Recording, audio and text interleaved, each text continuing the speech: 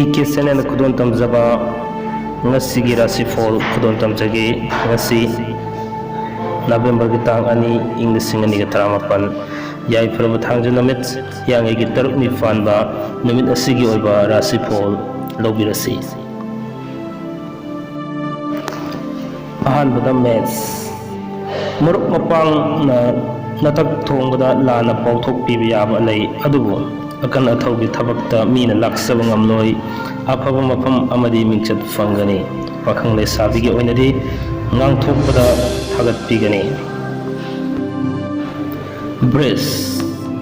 nausing sawi angam athauna chanbi ayat lerambasu koksaba numitni mingon na laikiba sel tumgi lamda kana ba fanglagani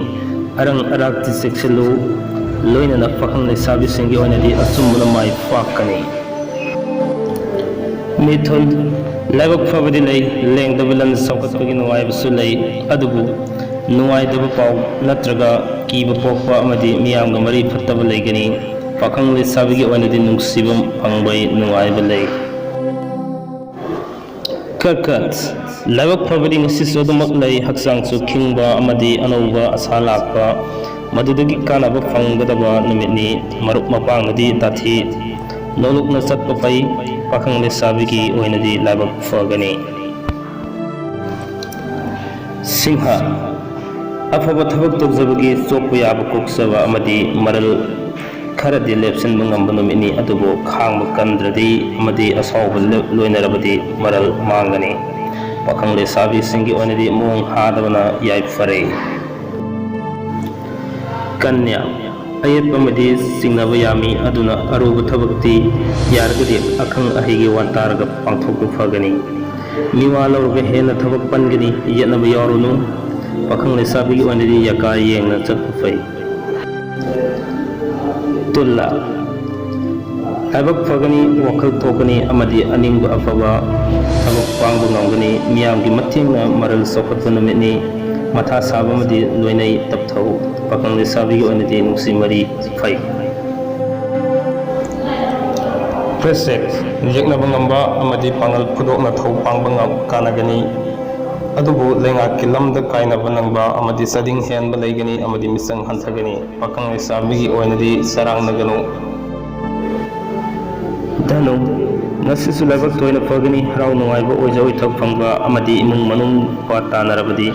misang phangba laigani maidagi seksilu anam tangano pakhang le sabigi oinadi nungsibana sangani makar thajadaba maramdagi kanaba phangani pau nungaiba tagani amadi asumana mai pakani afaba mafam phangba miyamga loinaba hena chawkhatba oigani pakhang le sabigi oinadi mari nungsi mari phai kumba misang lay ningbudumak thungba yaba lay aduna wakal khantharaga amadi mina insinba lawduna thau pangthokpa mai pakani lenga ki thabaktagi yeknabana pangali pakhang le sabi singi oinadi kanaba numitni minna maruk mapangna chanbi buwali aduna makhoiga loinaba thabaktagi khu selu nathak thongmana naral lothokningba pinganu laibak phaba kanaba su phangjai pakhang le sabigi oinadi nungsi mari phai ngasigi damatadi PK Channel khudon tamjaba ngasigi oibrasi pol matanga side losin jarake tuga lautok chaning bamana ngasi recording lawjeribasi hospital da leina record rukjabana maram oraga miyamgi surrounding gi sound khara miyam taba phangbisu yai sigi damakta tabiriba amadi miyang tabiriba singna ngakpigani sigi damatadi kaina nam yathang jarake pinabirase